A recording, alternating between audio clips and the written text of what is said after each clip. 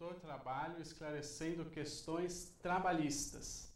O nosso programa tem o objetivo de tratar dos direitos do trabalhador de uma forma simples, divertida, levando conhecimento aí para toda a sociedade sobre os direitos básicos de todos os trabalhadores. E principalmente nesse mês, é o mês de maio, que é o mês do trabalhador.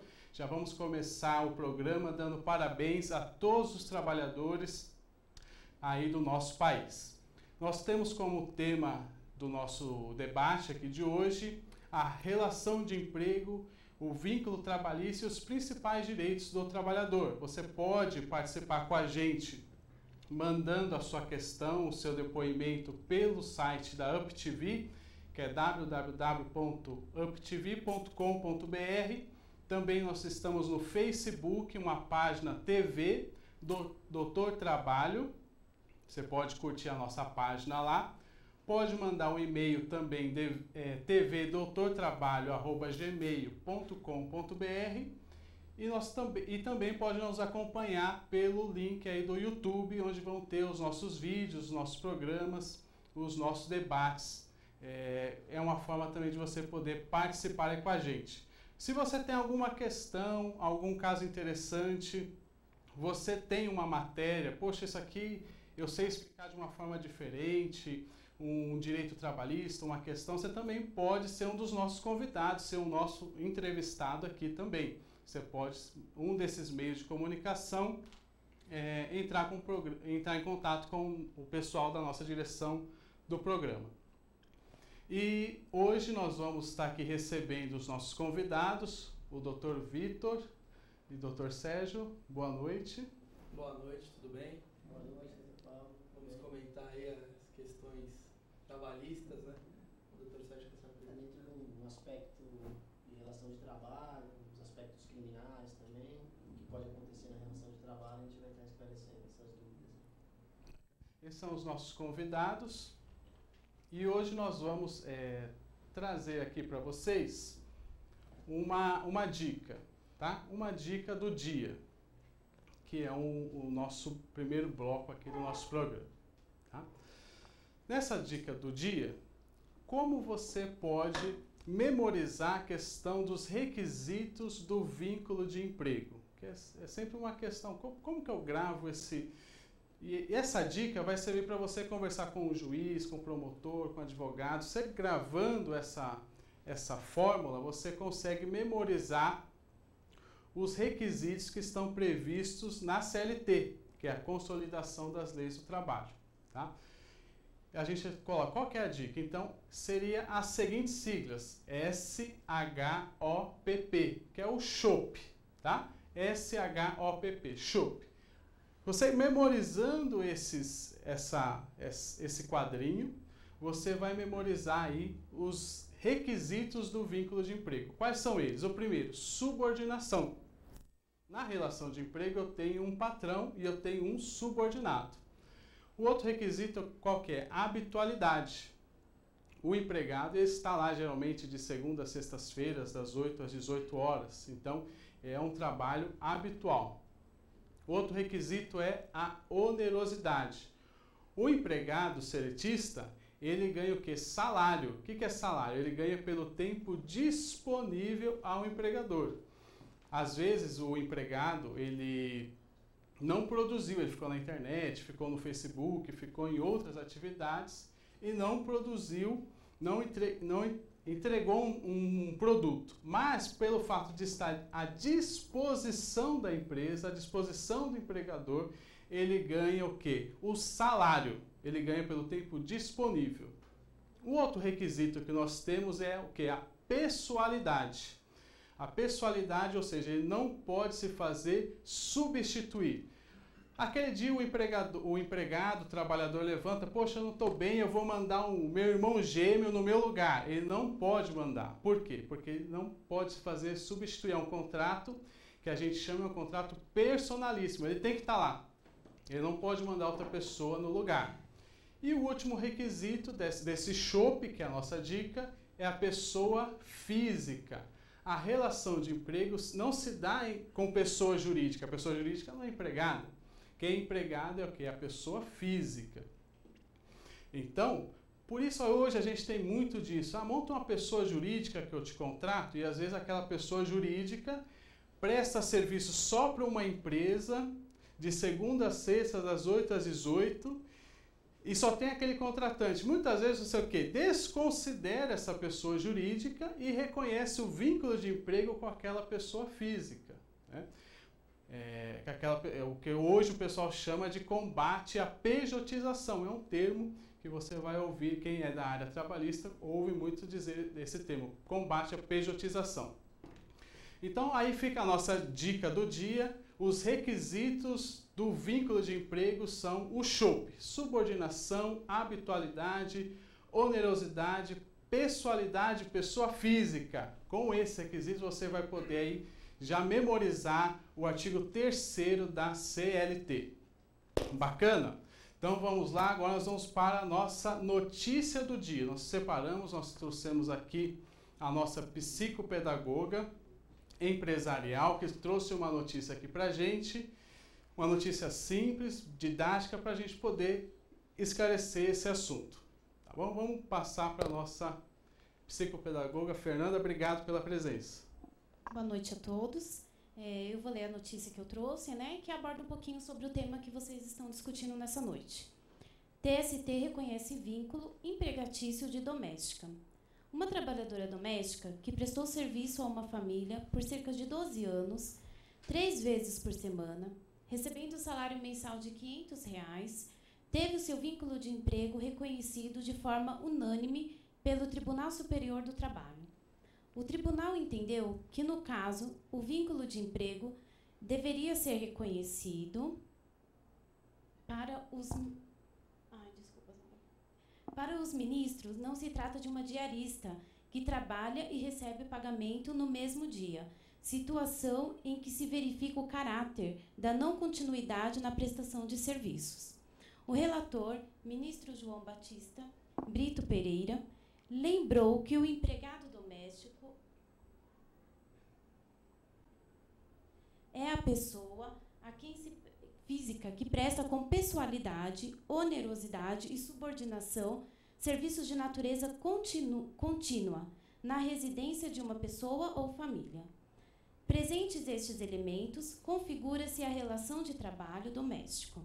Para o ministro, pelo quadro fático apresentado, o vínculo de emprego deveria ser reconhecido por atender o pressuposto de continuidade exigido no caso. A prestação de serviço era feita de forma sistemática e reiterada, durante cerca de 12 anos, 3 vezes por semana. Legal. Então, a gente tem um caso aqui de uma diarista que trabalhava durante 12 anos, é isso? Durante 12 anos, 3 vezes por semana. Então, imagine você que está em casa, poxa, eu tenho uma pessoa aqui que trabalha 3 vezes por semana, né? E essa notícia do dia trouxe um caso, a pessoa trabalhava 11 anos, 3 vezes por semana, recebendo um valor, e o tribunal reconheceu o vínculo de emprego porque caracterizou a subordinação, habitualidade, pessoalidade, pessoa física. Dr. Vitor, que é o nosso processualista do processo do trabalho, como que o tribunal, como que o Poder Judiciário tem enfrentado essa questão? Às vezes a pessoa trabalha 3 vezes por semana, já é empregado? Então, a jurisprudência entende que você trabalhando acima de 3 vezes compreende o vínculo empregatício, que aí cai naquela questão da habitualidade, que é um dos requisitos, como o doutor explicou. Mas isso assim, como não existe nenhuma legislação, inclusive hoje tramita no Congresso, essa legislação que reconhece justamente dessa forma, que até 2 vezes por semana não caracteriza esse vínculo empregatício. Acima disso, caracterizaria. E como não há lei, então tudo isso é entendido através de entendimento, jurisprudência, doutrina. A doutrina entende dessa forma. Mas, claro, existem pessoas que entendem diferente, porque se você parar para pensar friamente, 1 vez por semana já não geraria o vínculo, porque existe a habitualidade toda terça. ela é um contrato contínuo habitual. Então, dá para se pensar dessa forma. E a habitualidade, esse é o grande aspecto que é a polêmica, né? A habitualidade. Onde que está a habitualidade? Uma vez por semana não é habitual? 2, 3? Mas a grande majoritária, a posição majoritária da jurisprudência, da doutrina, é acima de 2 vezes, lógico, compreender outros fatores, não é só a quantidade de dias. E sim também a remuneração, a subordinação, a pessoalidade, vai sempre aquela pessoa.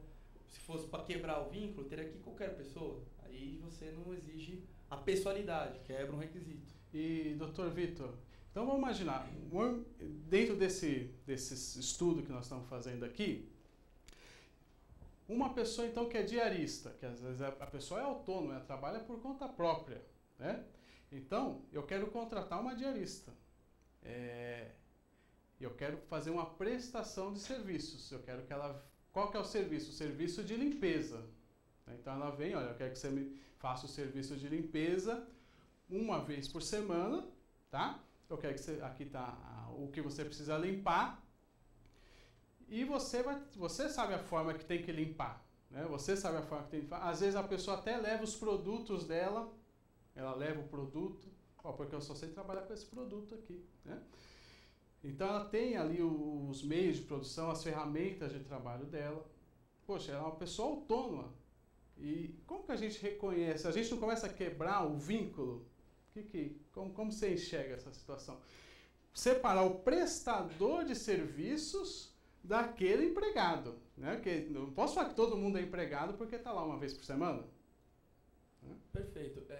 Então, eu entendo que se você contrata a pessoa para executar a limpeza de determinado local, sua residência, pouco importa se pouco importar quem vai executar, qualquer pessoa, não há que se falar em vínculo, porque quebra a pessoalidade, né? Que é um dos requisitos do contrato de trabalho. Agora, se você exige que sempre o João, vai sempre ele limpar, todo dia, toda hora, preenchendo todos os requisitos que foi dito pelo Dr. Paulo. Habitualidade, pessoalidade, que são onde a questão está mais na habitualidade e pessoalidade. Porque remuneração e subordinação está implícito, já existe, né? Agora, a habitualidade e a pessoalidade, essa é a discussão que faz com que o juiz reconheça pelo vínculo empregatício ou não, né? Queria até ouvir agora a palavra do nosso convidado, Cosmo. O Cosmo tem um programa aqui também na Up TV, O Fino da Voz, que é às terças-feiras. E assisti um show dele fantástico, maravilhoso, no Cereja Flor, né? Recomendo. E o que você acha, Cosmo, dessa discussão? Não sei se você tem uma pessoa que limpa a sua casa ou conhece pessoas que limpam, né? Como você vê essa discussão do vínculo de emprego e da prestação de serviço? Bom, boa noite, parabéns pelo programa. Eu estou achando muito conveniente. Essa discussão aqui já me fez pensar muita coisa, né? Essa própria dica do chopp que vocês falaram, eu achei sensacional. E essa questão da pessoalidade, né?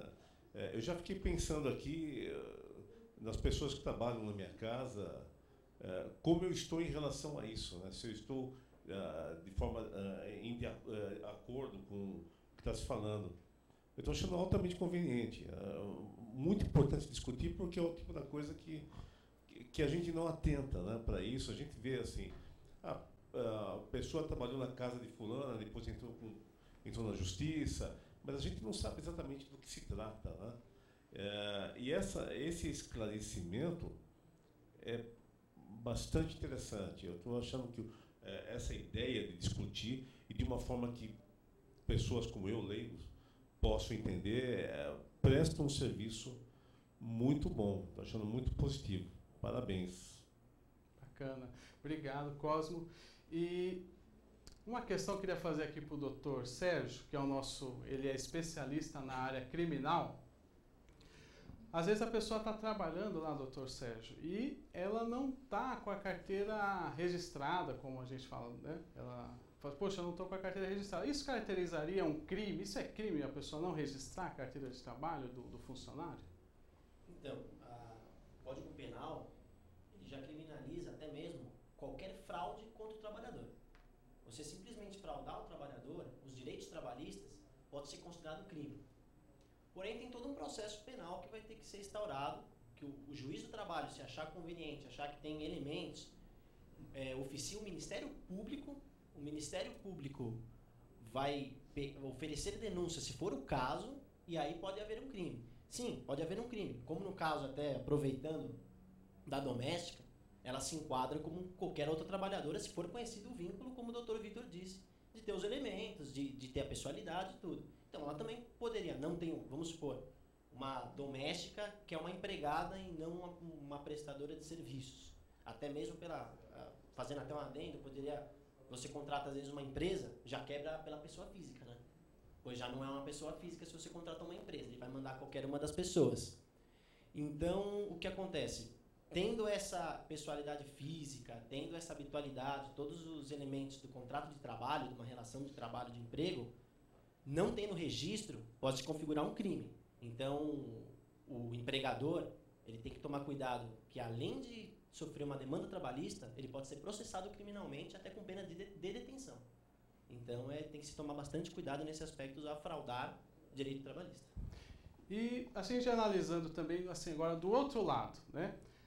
Eu sou um dono da casa e eu quero contratar uma prestação de serviços. E eu ligo para a pessoa, você pode vir hoje? Não. A pessoa vem quando ela quer. Ela que fala, vou tal dia. Né? Ela determina como ela vai limpar. Lógico, eu vou definir um horário. Minha casa está aberta das 9 às 18, mas você tem que vir, se você terminou, você vai embora. Porque também tem um risco, né?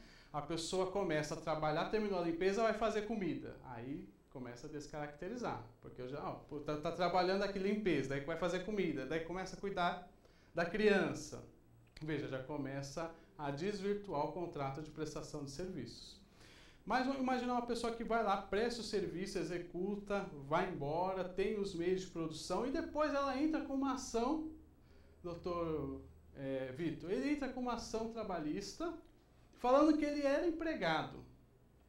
E ele vai ter que levar isso no processo, vai ter que fazer a prova disso, que tinha esses requisitos, o chope que a gente comentou.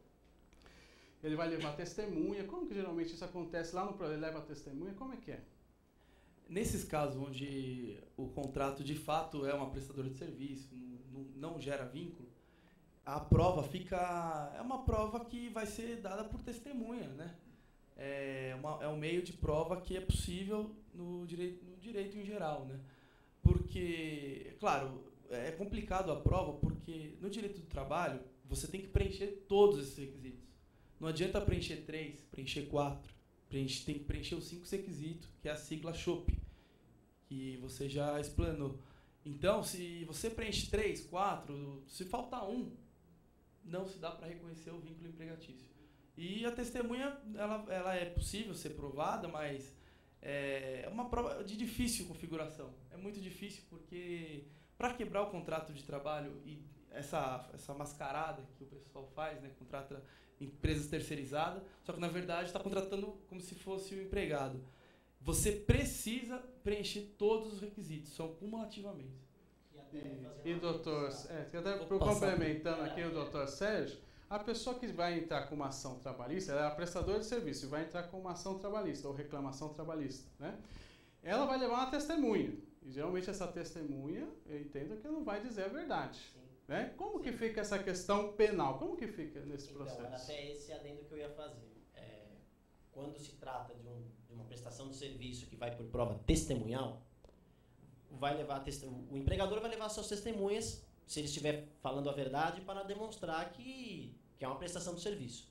E o empregado vai levar suas testemunhas para dizer que ele era um empregado. Vamos supor que a testemunha falte com a verdade, que seja uma testemunha simulada, justamente para poder fraudar, levar o juízo a erro, né? Então, dessa maneira, conseguir um êxito numa ação trabalhista fraudulenta. Se o juiz constatar, pode fazer uma cariação de testemunha, colocar uma testemunha em frente à outra e descobrir, prova mediante prova, né, que me faltou com a verdade, ele pode responder por crime de falso testemunho.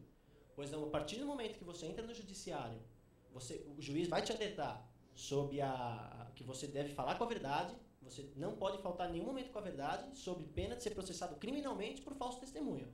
Então, dessa maneira, você faltando com a verdade, tendo um falso testemunho, o juiz pode encaminhar um ofício ao Ministério Público para ser instaurado uma denúncia, um processo criminal por falso testemunho, que também cabe pena de detenção. A pessoa pode ser presa por falso testemunho. Então, a testemunha, ela é essencial, ela é um meio de prova essencial para o processo do trabalho, mas ela deve sempre falar com a verdade, para até mesmo não poder sofrer um processo criminal mais à frente por faltar com a verdade perante o juiz. Legal. Eu queria ouvir aqui a opinião da nossa psicopedagoga, que às vezes a gente fala, o nosso objetivo é falar de uma forma bem simples, né? Até quando a gente estava discutindo o nome do programa, a gente pensou no nome CLT.com. Aí até teve uma orientação. Pô, CLT, não é todo mundo que conhece CLT. Às vezes, o que é CLT, né? Então, o nosso objetivo é fazer uma linguagem bem simples. Então, eu queria saber, da sua opinião, essa questão da empregada doméstica, da notícia que a gente leu aqui. Você acha que existe um certo abuso, às vezes, do trabalhador ou o empregador, que às vezes fala que é prestação de serviço, mas pede o vínculo? Qual que é a sua visão sobre o tema? Bom, eu acredito realmente que existe, né, esse abuso mesmo, né?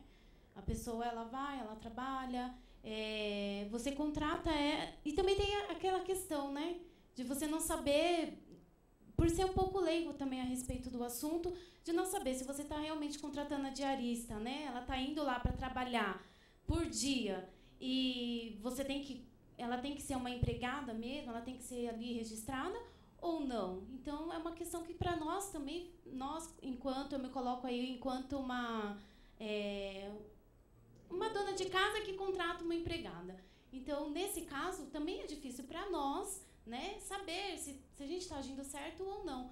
Como o Dr. Vitor falou, né, se você contrata a mesma pessoa toda semana, ela já tem ali um vínculo com você, né? E isso muitas vezes a gente não sabe. Não só eu, como muitos que estão nos assistindo, né, que também são leigos, que também precisam saber. Então, no caso, realmente, assim, está sendo um estudo muito bom, muito proveitoso, né? E da minha parte, eu acredito que exista, sim, essa questão da pessoa estar trabalhando e não saber realmente quais são os seus direitos, ou sou ou não sou uma empregada doméstica registrada, não, né? Então, acredito que está sendo muito bom. E é importante também a gente trazer essas dicas para a dona de casa, que geralmente é quem contrata, ou o dono de casa também, às vezes pode ser um homem que é responsável pela casa, né?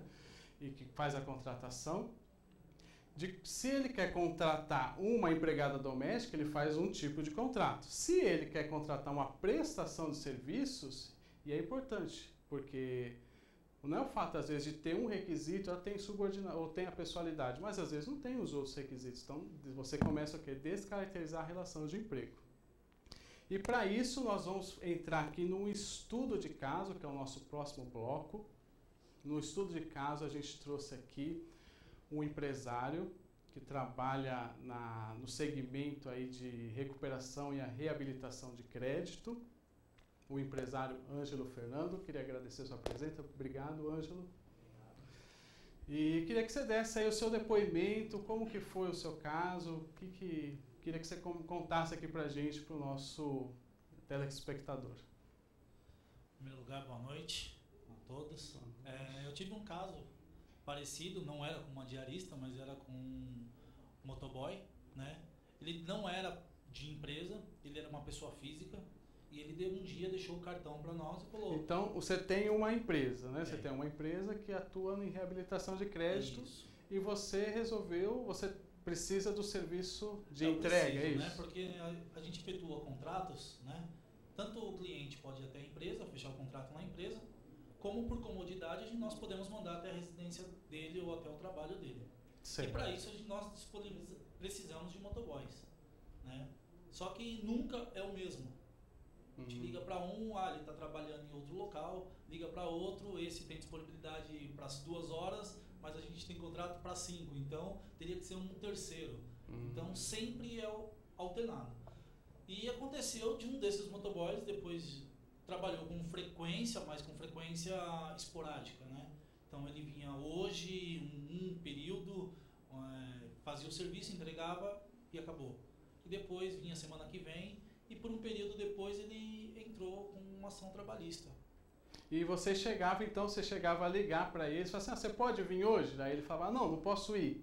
Ou você ligava para ele, pode vir? Posso ir, tô indo. Ele Exatamente. tinha a moto dele, é Ele isso? tinha a moto dele, nós pagávamos ele, efetuava a nota fiscal, tudo. Só que ele achava que tinha um vínculo empregatício, porque eu ligava para ele, na verdade um outro funcionário ligava e perguntava, precisamos de se você fazer um serviço para nós hoje às 6 horas da tarde. Não, 6 horas eu não trabalho, só trabalho até às 5. Então nós tínhamos que nos encaixar no horário dele ou chamar um outro motoboy, né? Que era sempre o caso. Nós chamávamos sempre outro porque nem sempre poderia ser. Porque, por exemplo, temos 5 contratos num dia, 6 contratos, então teria que ser 6 motoboys. Então é sempre alternado, nunca o mesmo, entendeu? E você pagava ele pelo serviço. Pelo serviço. Ele fazia a entrega. Cada região era um determinado valor. Então, se ele, do nosso escritório, que fica situado na Zona Leste, ele fosse para a Zona Leste, um valor. Se fosse para a Zona Sul, outro valor. E assim sucessivamente. Então você vê que nesse caso ele ganha o quê? Pela prestação de serviços, né? Ele era dono da moto dele, ele fazia o itinerário dele, eu imagino, né? Tanto é que ele trabalhava para outras empresas nesse meio período. Ele trabalhava para outras empresas também. Ele pegava um contrato nosso, que era para as duas, tinha uma outra empresa de um concorrente ou outro produto que queria para as 4 horas, ele encaixava no roteiro dele e fazia o serviço para cada empresa. Então, assim, cada dia era vários serviços, mas outros motoboys também. Legal. Então, doutor Vitor, como que você vê essa questão? É uma questão aí de prestação de serviço que não caracteriza o vínculo empregatício? Pelo comentado pelo Ângelo, quebra a pessoalidade, né? Não tem pessoalidade, porque o serviço pode ser executado por qualquer pessoa, pelo que você contou. Então, quebra o vínculo de emprego por conta desse requisito, né? Ele pode ter, talvez, onerosidade, que é a prestação de serviço, habitualidade, talvez, sei lá, se ele fosse todo certo período, mas quebra a pessoalidade, porque poderia qualquer pessoa executar o trabalho. Então, nesse caso, ele é um prestador de serviço, né? É entendido dessa forma. E não tem o contrato, não tem o vínculo, né? Aí quebra-se o vínculo por conta desse requisito, que, como eu disse, é essencial. Uma coisa que não pode confundir também, que exclusividade não é requisito do contrato de trabalho. Ele pode prestar serviço para outras pessoas? Pode. Então, quer dizer, exclusividade não pertence ao contrato. Desde que não atrapalhe ele num determinado serviço, ele pode prestar para outras empresas. O que quebraria nessa história que você contou é a pessoalidade. Que o motoboy podia ser qualquer outro motoboy, que é uma empresa que te fornece a prestação de serviço. E aí quebra o vínculo por conta desse requisito. Eu entendo dessa forma. Queria ver a opinião aí do doutor Sérgio. Como você enxerga aí, doutor Sérgio, essa situação, esse caso? Bom, eu acho que, assim, o empresário, até o caso do Ângelo, ele tem que sempre se resguardar, como foi o caso que o Ângelo fez. Ele se resguardou. Porque muitas vezes as pessoas elas exigem certas coisas que depois pode caracterizar um vínculo. Você exigir que ele fosse lá tal hora, ou você exigisse que fosse lá, porque muitas vezes você pode gostar do serviço dele, que é uma coisa comum, pode gostar, mas se você quiser sempre pessoalmente ele, não pode ser outra pessoa, naquele horário, sempre para você, prestando serviço, contrata, dá os direitos trabalhistas, né, de um motoboy, e para não sofrer sanções posteriormente. Ocorre que você se resguardou, você perguntava, você não exigia, falava, se você não vier aqui, tem que vir em tal horário. Então eu acho que sempre tem que ver o lado também do empregador, ele tem que se proteger. Sim. Pois pode acontecer depois, criar um vínculo, como ela disse, a psicóloga disse, que pode haver um vínculo depois, a pessoa nem está sabendo que não poderia fazer tal conduta. Então é sempre bom ter uma orientação profissional, é sempre bom ter uma assessoria, um empresário, até mesmo para ele saber desse, porque como a gente disse, não só porque é empresário, que ele tem que saber totalmente quais que são os requisitos do vínculo trabalhista. Sim, exatamente. Por exemplo, você pega um profissional da área, um dentista, por exemplo. O dentista, ele às vezes estudou para cuidar daquele processo, de cuidar dos dentes e tal. E ainda conhecer toda a legislação trabalhista, né, Apesar que assim, o tema trabalhista, ou alguém trabalha, ou já trabalhou, ou conhece alguém que trabalha, faz parte do nosso dia a dia, né? Todo mundo tem uma noção dos direitos trabalhistas. E aqui a gente está buscando o quê? Esclarecer a diferença do vínculo de emprego, até para quem vai contratar. Poxa, eu estou contratando um empregado, então é empregado, então beleza. Né? Outra coisa, não, eu estou contratando a prestação de serviços. Então eu tenho que me relacionar diferente, eu tenho que saber lidar, porque às vezes eu vou chegar numa linha bem tênue e às vezes confunde o empregado e o prestador de serviço. Você sentiu isso? Você como empresário hoje, como você trabalha isso? É complicado porque quando você contrata uma pessoa para executar um serviço, você fica muito à mercê da boa fé dessa pessoa, porque que nem eu contratava essa pessoa, ele efetuava o serviço e depois aconteceu de ter uma ação trabalhista, né? Graças a Deus, um outro motoboy foi testemunha a favor da empresa, informando que não existia vínculo, que ele realmente prestava o serviço, mas era totalmente esporádico. Então, assim, a gente fica meio chateado, e lógico que a gente precisa de uma assessoria. Tem que ter uma assessoria de advogados por trás para estar te explicando o que pode ou não pode, porque muda bastante, entendeu? A gente fica com muito medo. Então tem que seguir bem o critério à risca, porque senão não tem como. Legal. Queria ir agora para... nós vamos abrir para as perguntas que vieram dos internautas.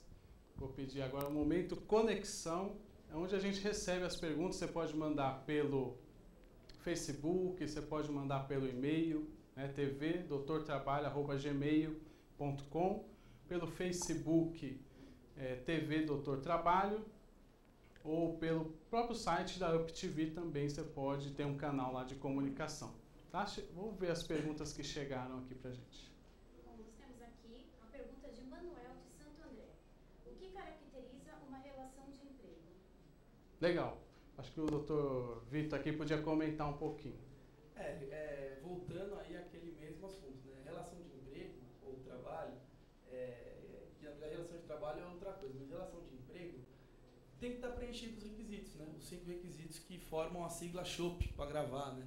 Que é subordinação, onerosidade, pessoalidade, habitualidade e pessoa física. Falei fora de ordem, mas são esses requisitos. Acho que é isso, né? Que caracteriza esses são a relação de emprego. Relação de emprego essa, né? Esses são os requisitos que você pode... para a vida. Você leva... Preencheu isso, é empregado. Não preencheu, está resguardado, porque não é empregado. Legal. Esses são os requisitos. Temos mais uma pergunta de César, de São Paulo. Com quantos anos pode começar a trabalhar no Brasil? Legal. Acho que pode responder também, doutor Vitor. Você pode começar a trabalhar na condição de aprendiz a partir dos 14 anos. Né? A partir dos 16, você já pode ter estágio, até mesmo contrato de CLT. Né? Você pode estar... basicamente, nesse período, nessa idade, a maioria dos contratos são estágios. Né? Que você tem o caráter de aprendizado, que você faz um convênio, uma relação triangular entre a escola, o empregado e a empresa. E nada impede. Muita gente que com 16 anos também já está trabalhando, né? Como o doutor Vitor falou. Muitas vezes é um contrato de estágio, mas nada impede de ter um trabalho com 16 anos. Tem alguns trabalhos assim noturnos que não poderiam ser feitos pelo um jovem de 16 anos, mas assim, insalubre, algumas coisas que não poderiam ter feito pelo menor. Mas um jovem de 16 anos, o contrato de estágio que às vezes é mais ideal, né? Mas nada impede um jovem de 16 anos já começar a trabalhar com CLT com qualquer outra pessoa. Legal. E até dentro dessa pergunta eu vou aproveitar aqui e dar uma dica de memorização, tá? Para você gravar isso aí. Então, com quantos anos pode começar a trabalhar no Brasil? Essa é a pergunta, né? Até pegando aqui o gancho. Para você memorizar isso, você pode lembrar do atual Papa. Né? Qual que é o Papa agora? Né? É o Bento XVI? Então é o antigo. Você vai gravar aí o Bento XVI, tá? Então pode começar a trabalhar com quantos anos? A partir dos 16 anos, aqui ó, salvo na condição de aprendiz de 14 a 24 anos. 16 anos, salvo aprendiz de 14 a 24 anos, e ainda tem uma exceção, salvo se deficiente. O pessoal está com 30 anos lá e é aprendiz, né? O cara é aprendiz, né? Então, por quê? Então, qual que é a regra geral? Para começar a trabalhar, 16 anos, aí você já pode ter a carteira assinada, você também pode entrar com estágio ou com um aprendiz, e você pode ser aprendiz a partir dos 14 até os 24. Antigamente, até algo interessante, a pessoa chamava o quê? De menor aprendiz, porque ia até os 18. Até os 18 anos. Agora, não é mais menor. O cara estava com 23 anos, o menor aprendiz. Não, agora é aprendiz. Né? Não tem mais um menor aprendiz. Então, fica a dica aí também dessa pergunta. Tem mais alguma questão? Temos mais uma pergunta de Flávia de São Bernardo. Qual é o prazo que o empregador tem para devolver ao empregado a carteira de trabalho que tomou para anotações? Legal. Quer comentar aí, doutor Vitor? Questão interessante essa, porque acredito que ninguém deva saber aí qual é o prazo, né? Existe prazo essa questão? Existe. A CLT... Acho que ninguém... Às vezes, será que a empresa cumpre esse prazo? Né? Às vezes também é aquela coisa de não questão, é má fé, mas esse desconhecimento, né? O pequeno empresário às vezes não sabe se existe um prazo ideal para anotar a carteira, né? Mas a CLT dispõe, não vou me recordar o artigo aqui, mas, salvo engano, o artigo 29, fala que você tem um prazo de 48 horas para estar anotando essa carteira. Então, ela fala de prazo, né? Então, você tem 48 horas para anotar a carteira do trabalhador. Esse é o prazo compreendido, né, na CLT. E sabe, doutor Sérgio, na época acho que eu era aprendiz, né? Comecei lá aos 16 anos e tal, eu entreguei minha carteira, acho que eles perderam minha carteira, sabe? Perderam minha carteira, sumiu, acho que demorou um mês para me devolver. Acho que é importante a pessoa ter o quê? Um recibo, um e-mail. Como que a pessoa pode se precaver aí para estar seguindo os prazos? E o empresário também, né? Poxa, acho que quando entregou, ó, recebi, anotei aqui, ó, tá entregue, ó, devolvi, assina aqui, né? Qual seria a dica aí nesse caso? Eu acho que, assim, primeiramente a gente tem que partir sempre do pressuposto da boa-fé, né? A pessoa tem que agir sempre, a gente pressupõe que se tenha boa-fé.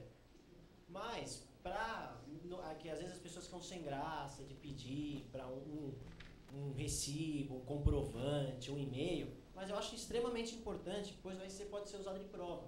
Porque seria muito fácil, se não tivesse um prazo, muitas vezes, um empresário podendo agir de má fé, demorar meses e meses para preencher sua carteira, né, para anotar sua carteira, e o trabalhador estaria totalmente prejudicado com uma situação dessa.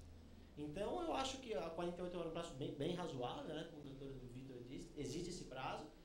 E no judiciário, como eu já disse, para não ter o problema da prova testemunhal, que às vezes é muito difícil uma pessoa que tenha visto quando você entregou a carteira, que tenha visto quando foi devolvida a carteira para você, eu acho muito importante um recibo, um comprovante, um e-mail, pois aí vai ser muito mais fácil de instruir uma ação judicial, se preciso, entendeu? E também ficar resguardado tanto o trabalhador como o empresário. Legal. Queria ouvir a opinião do Cosmo aí sobre o tema.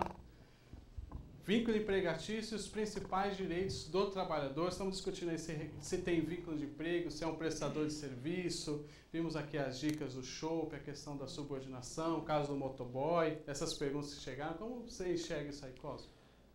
Não, eu acho muito interessante, porque quanto mais se fala, mais coisas nós vamos pensando, né? Por exemplo, eu fiquei com a seguinte questão na minha cabeça. Se eu tenho uma empregada doméstica durante algum tempo e ela entra na justiça, porque o padrão aqui no Brasil ela não tem registro, né? E toda transação é feito pagamento, não tem recibo também, né? E vamos partir do princípio que não haja testemunha, né? Porque ela não tem testemunha e nós não temos testemunha, ou que cada um tenha uma ou outra testemunha, mas não tem prova documental, não tem recibo, não tem nada. Eu queria entender, isso é bem básico, como o juiz, que linha ele adota para julgar. Porque no final são duas pessoas, né? A palavra de um, a palavra do outro, o advogado de um com o advogado do outro, né? Essa é a primeira questão. A segunda questão é assim, na prática, como se faz para registrar a empregada ou empregado, né, doméstico? Eu estou usando o exemplo doméstico para ter uma ideia. Já que eu sou uma pessoa física, como eu faço para registrar? Mas a primeira é que eu tenho mais dúvidas mesmo. Legal. Então a gente vai até aproveitar as dúvidas do Cosmo e vamos para o próximo bloco aí, que é esclarecendo a questão, tá? Nós vamos pegar essa questão e vamos esclarecer, porque realmente no dia a dia das pessoas é bem isso que acontece. A pessoa às vezes paga à vista, paga no dinheiro, né? Não pede recibo. E como que isso chega lá no judiciário, Vitor? Então, é uma questão complicada. Porque assim, na CLT e também no Código de Processo Civil, se não me engano, o artigo 818 da CLT e 333, inciso 1 do Código de Processo Civil, tem um brocado que a gente fala, quem alega prova. Então, quer dizer, se você está alegando que aconteceu isso, ou que você trabalhava lá, o empregador, ou o empregado, tem que provar, né? Compete a ele, esse é o trabalho dele. Como vai se provar? É que a gente deve falar, prova mediante prova.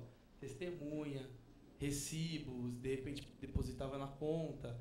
Mas com certeza o empregado está numa situação bem complicada, porque compete a ele provar, né? A prova fica difícil. O juiz ele pode, se não entender que as provas são suficientes para caracterizar o vínculo, ele pode extinguir o processo sem julgamento, né? Dizendo que não houveram prova do vínculo empregatício, que não há vínculo. Então, e assim, quem alega a prova? Né? O empregado compete a fazer prova constitutiva de seu direito, e a empresa, ou o empregador, que não necessariamente precisa ser uma empresa, fatos modificativos ou impeditivos do direito. Né? Então, o empregado compete a ele. Né? Ele que vai ter esse grande trabalho. Né? O trabalho é dele. Legal. Até pegando o gancho, já passo para o Dr. Sérgio. Isso é bem importante, isso que o Dr. Vitor comentou aqui, né? O ônus da prova, que às vezes a gente usa esse termo técnico, né? Mas é assim, quem tem que provar? Né? Quem tem que provar? Então, se a pessoa entrou com uma ação trabalhista e ela tem, em regra, ela tem que provar que ela preenche os requisitos da CLT. Então, é o ônus. O empregador que está do outro lado, vai ser a reclamada, ele pode fazer o quê? Ele pode negar a prestação desse serviço. Não, essa pessoa nunca prestou serviço para mim, eu nunca vi, né? Nem sei quem é essa pessoa. Acontece muito isso, né? Nunca te vi, né? Nem sei quem você é. Então, o que acontece?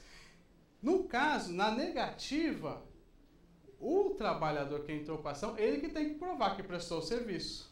Ele vai ter que provar, olha, eu prestei o serviço, que é o fato constitutivo do direito dele. Agora, olha só, seguindo essa situação, o empregador chega e fala assim, não, ele prestou serviço para mim, eu conheço ele trabalhou sempre. Pô, aí muda o cenário, porque ele reconheceu a prestação de serviço. Então, aí vem o quê? Para o empregador provar o que a gente coloca aqui, o fato modificativo, extintivo ou impeditivo do direito dele. Que eu falo assim, não, você prestou serviço, mas você prestou serviço como autônomo, como empresário, como microempreendedor individual, eu contratei o serviço. Então, e como eventual, então, eu reconheço a prestação do serviço, mas eu já contraponho, eu já manifesto, já apresento que não reconheço o vínculo. Né?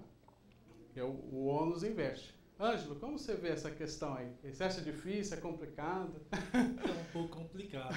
Eu até gostaria de tirar uma dúvida, porque hoje eu tenho diarista no escritório e elas trabalham em período integral. Mas já teve, se existe uma carga horária para gerar um vínculo empregatício, porque ela trabalhava 2 horas diariamente, né? E apenas isso. Ela ia na parte da manhã, trabalhava 2 horas e meia e iria embora para casa dela. Se isso gera um vínculo empregatício, né? E como que eu faço a questão do registro? Se é horista, se é mensalista, como que funciona? Porque para a gente também ter uma ideia da carga horária de cada pessoa. Até pegando a questão, transformando numa questão genérica, assim, né? Pra gente como a gente não conhece o caso concreto, que teria que analisar, mas qual seria a pergunta, assim, de uma forma geral? Você tem um horário mínimo. A pessoa trabalhou 2 horas, já é empregado, né? Como você vê aí, doutor Vitor? A questão é assim, o fato de trabalhar 2 horas ou trabalhar 8 horas, que é o entendido no CLT, isso não mudaria o fato, precisa ver aquela relação dos requisitos. É sempre a mesma pessoa? Ela vai todo dia? Ela recebe ao final do mês? Ela responde, ela é subordinada a você ou aos superiores da empresa? Então, se sim, preenchendo esses requisitos, ao meu ver, ela é uma empregada, né?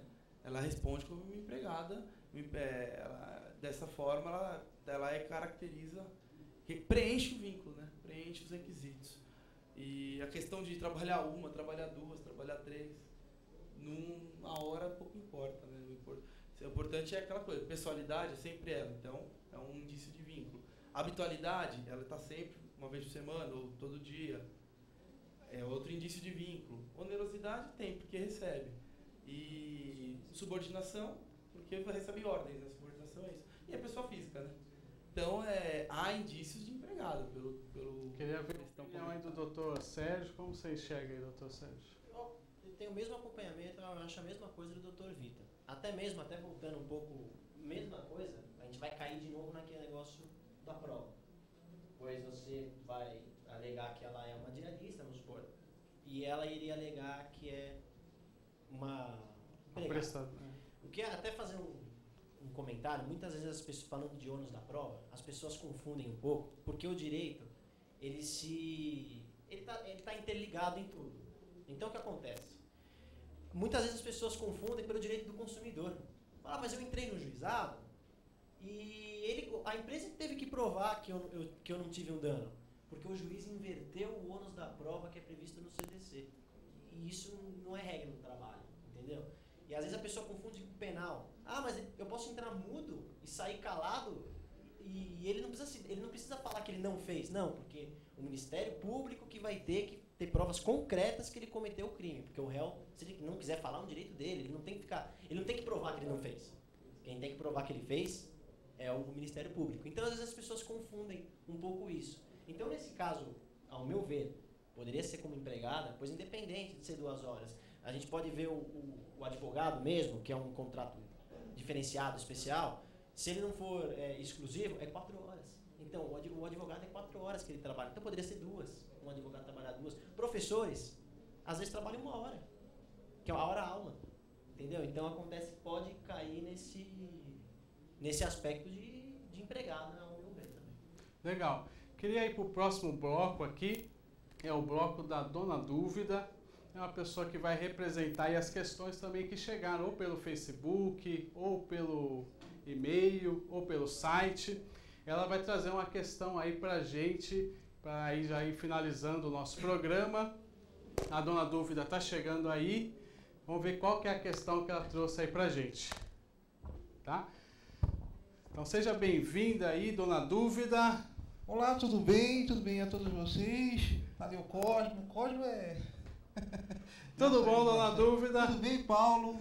Muito prazer. Prazer. Seja bem-vinda aí ao nosso programa, Doutor Trabalho. Muito bem. Estamos aí para esclarecer muitas dúvidas, inclusive a minha, né? Eu queria até contar uma história para você. Claro, claro. Né? Sim, porque eu estou vendo que vocês estão falando aí sobre domésticas.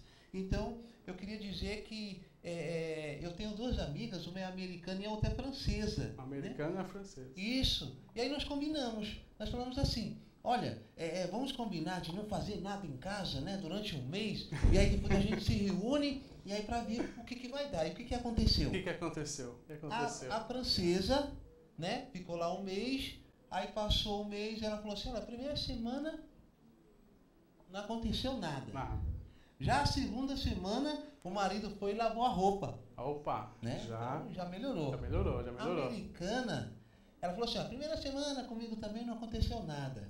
Né? E aí já na terceira semana, na segunda, melhor dizendo, aí o marido já limpou a casa. Eu falei, olha que legal.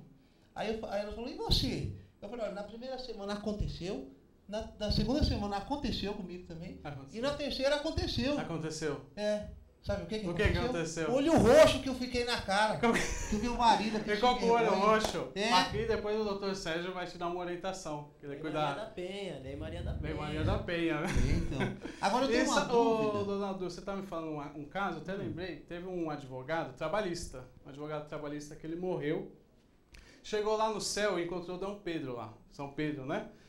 Aí ficou o seu nome. Ah, o seu nome não tá aqui não. Aí falou assim, olha, eu vou entrar com embargos, com recursos, se você não deixar entrar. Aí São Pedro foi falar com Deus. Aí falou assim, Deus, Aí Deus falou assim, poxa, faz 1000 anos que você não aparece aqui, São Pedro. 1000 anos, o que acontece? Chegou um advogado trabalhista aí, falou que vai entrar com recurso, vai impugnar, vai processar.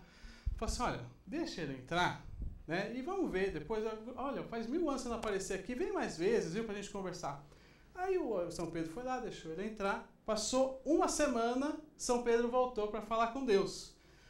Aí São Pedro falou assim, Deus, eu tô aqui de volta, uma semana, já voltou, o que aconteceu? Olha, Deus, quero falar com o senhor, faz 3000 anos que eu trabalho aqui, e eu nunca tive férias, 13º. Você viu já? Teve uma orientação jurídica ali. Não é? Mas fala, qual que é a sua questão?